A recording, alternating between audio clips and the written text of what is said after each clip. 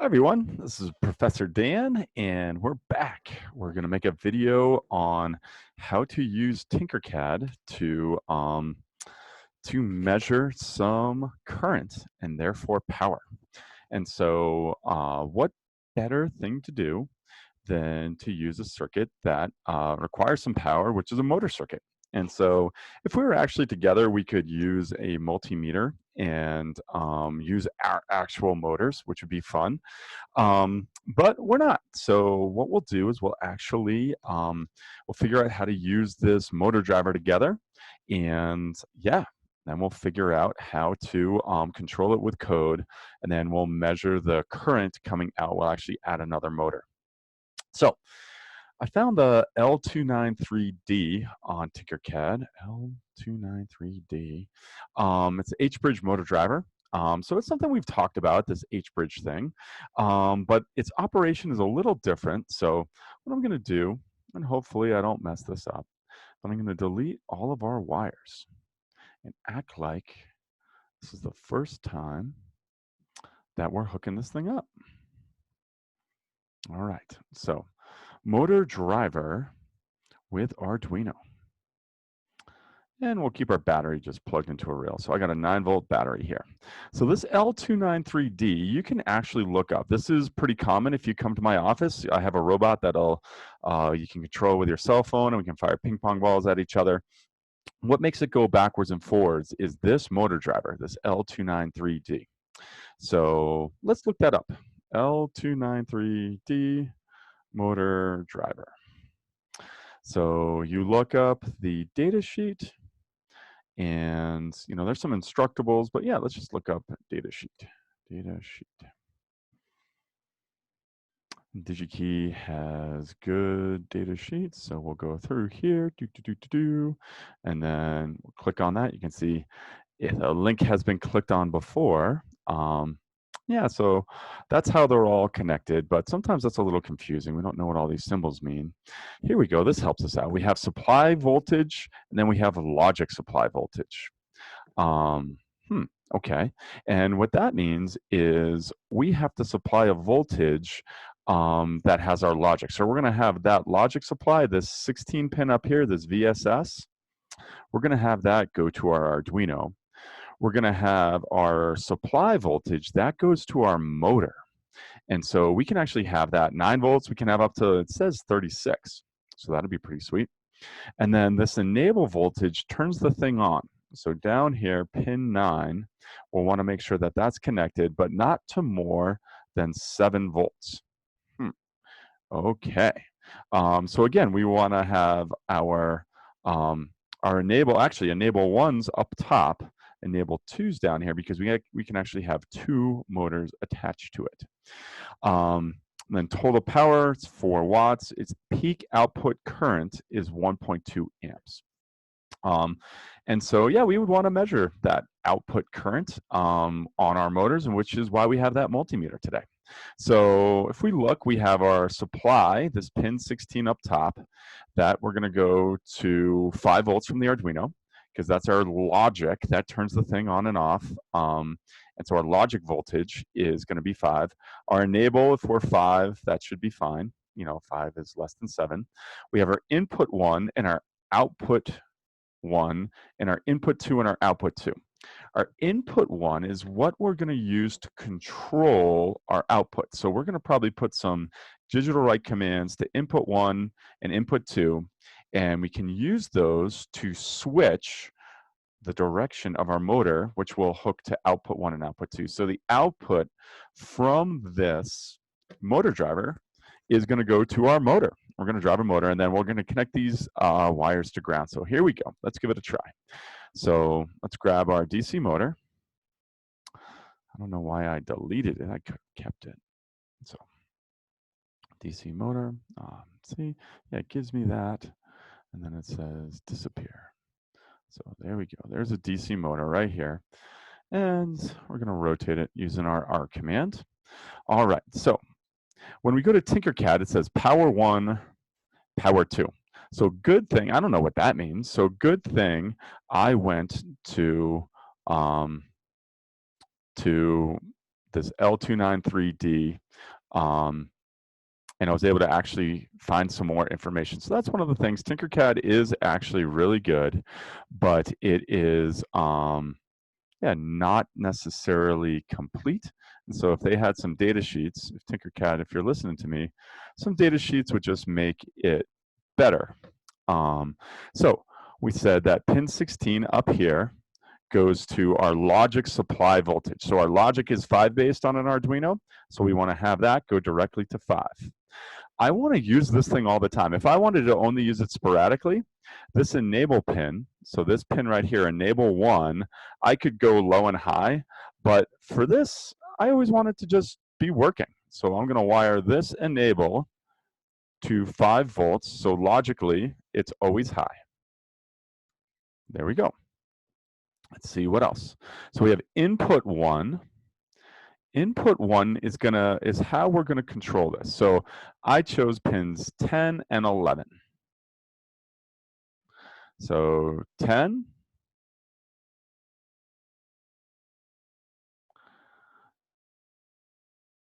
actually I'll do 11 and 10 just to make my wiring neater. And so I'll want to make sure, so input 1 is pin 2 and input 2 is pin 7.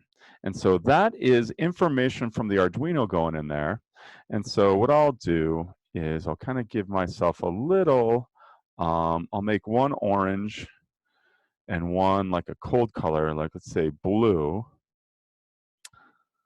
to correspond to my motor. So 11 is going to be input 1, and output 1 will make red to correspond to this motor, and output 2 will make black. So output 1, input 1, input 2. And now, gotta make sure I go to ground. So we have a couple grounds. We have ground of our Arduino, we have ground of L293D, we have ground of the battery, and we have ground of our Arduino. So we're gonna definitely wanna make sure we have a common ground. So I'll loop around here. We'll go around the bottom side. Go boop, right in there. We'll make that black. There we go. Actually, I'm going to go up higher, and you'll see why later on. Cool. All right, so now I want to make sure that my L293 is ground. When I look back over here, we have ground and ground. Excellent. So we go ground and ground. And we probably don't have to connect those, but especially in TinkerCAD, I have no errors. And then one last thing that's easy to forget, we connect to power. So it's easy to forget that when we have a motor driver, one of the best parts is we get our power from somewhere else, not our logic control. So we're going to connect that to our 9-volt battery. There we go, because we have our 9-volt connected to our rail. But yeah, we want to make sure we don't connect this 5 volts to the rail, otherwise we might get into trouble with our Arduino. So now what does our code look like? Well, let's go through it together. All right, so the nice part about a motor driver is you can go forward and backwards. So what are our 2 commands that we wanted to say to set up a pin? Well, it's pin mode output. So we want to control these as outputs. We want power coming out of our Arduino to control the speed of this motor. And because we don't want our motor just on and off, we want pins with tildes. So 10 and 11 are good. And to make it go forward, let's just do digital write commands. Digital write. If we do 10 high, we would always want to make sure that our pins are set opposite.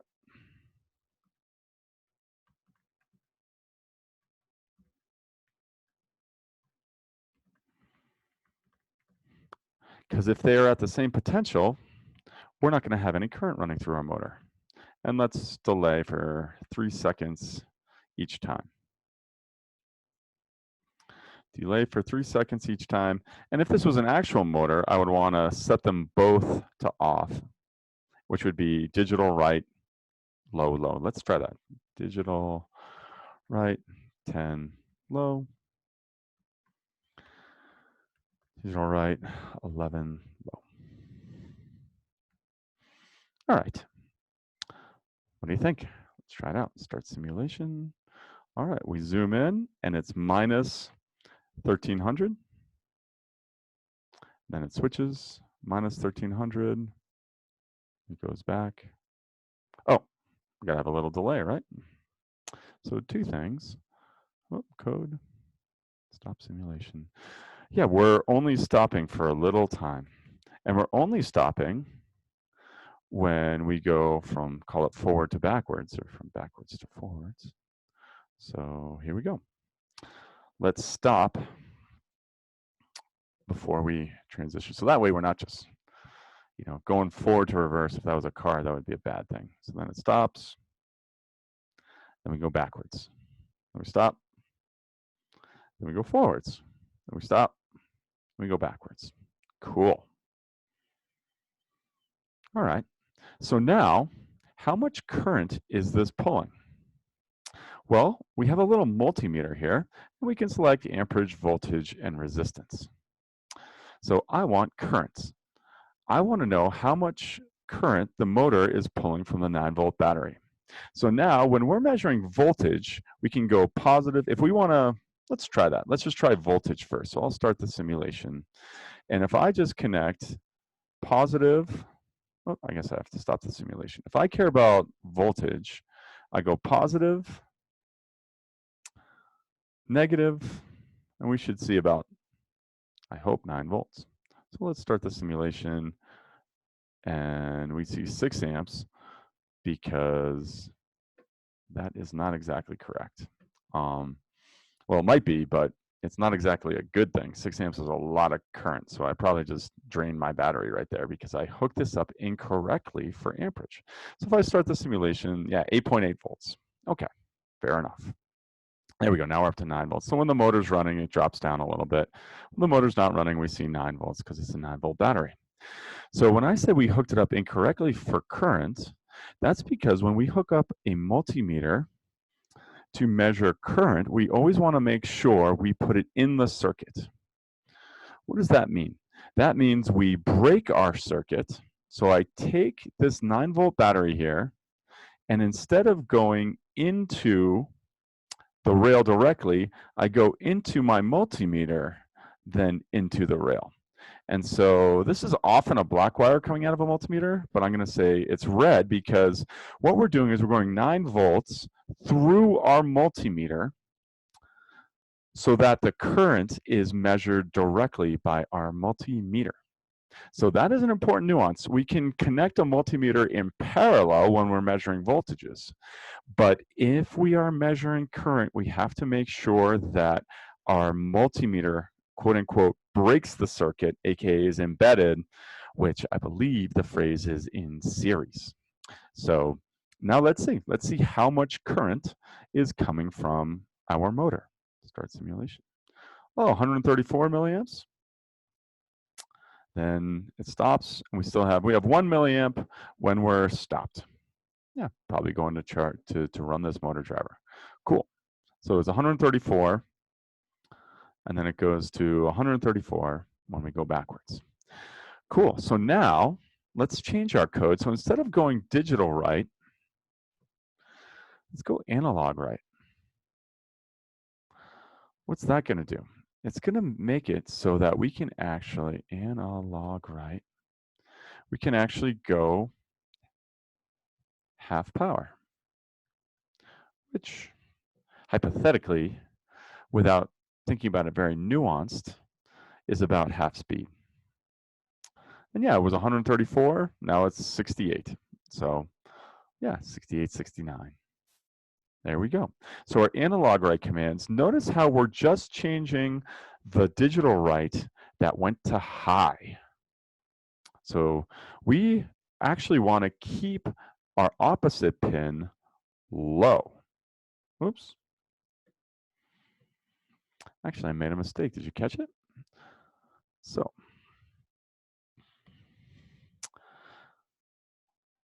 by talking about it, I realized that my motor wasn't going backwards, I bet. So it's negative, it stops, and now it's positive. Positive 16, 530 minus, another mistake. We want digital right low, analog right. Aha, you see that? So yeah, minus 800 or 8,000, 8,000. There we go. All right, so now let's try to add another motor. Control Z. All right, what's that going to look like? Well, let's use pin 6.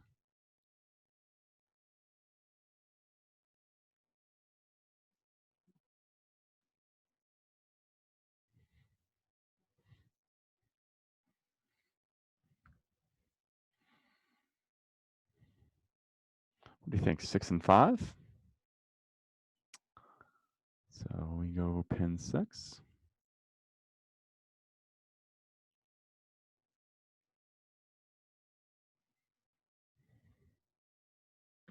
And oftentimes, your motors are on different sides of your vehicles, so sometimes you switch your high and low leads. But for now, let's make this one orange.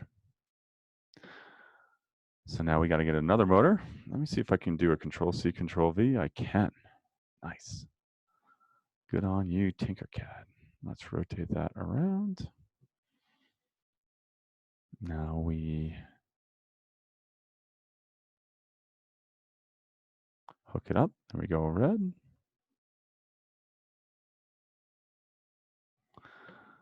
I want to make that one blue.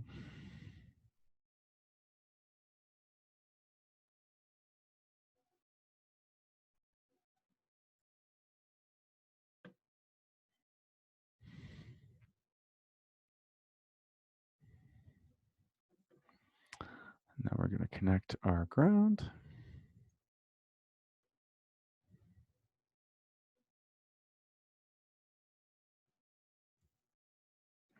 And then the last thing we need to do is make sure that we're enabling 3 and 4. And we want to do that and make sure we don't have too much current or too much voltage, I should say. There we go. Now in our code, pin mode 5, comma, output, pin mode 6, comma, output.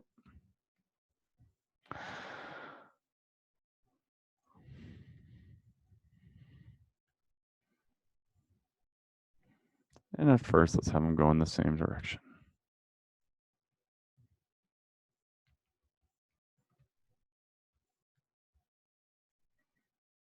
And just like our 10 and 11. So we have tons of repeated code.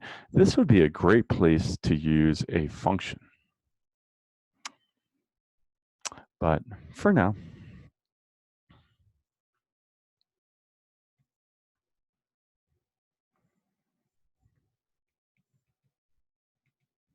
change that to 5, change that to 6, 128.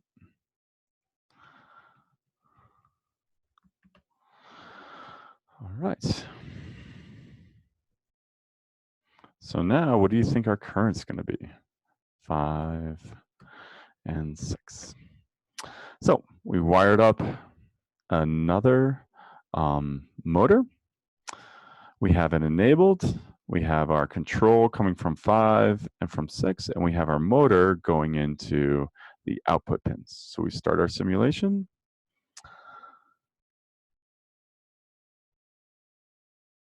And then we're going. But one thing that's interesting is that these motors often, because they're on different sides of the vehicle, will be going in different directions. So you can change that in code. Or one of the things you can do is just switch your leads so that keep your code the same. This one's going counterclockwise, this one's going clockwise, but this one's on the right side and that's on the left. And you can see that now that we have two motors hooked up, we have double the current coming from a 9-volt battery, P equals IV, double the power. All right, so I hope that helped. I hope you can see that hooking up a multimeter in TinkerCAD is relatively straightforward. I hope you learned a little bit about this motor driver, and we'll see you in the next video. All right, have a great day.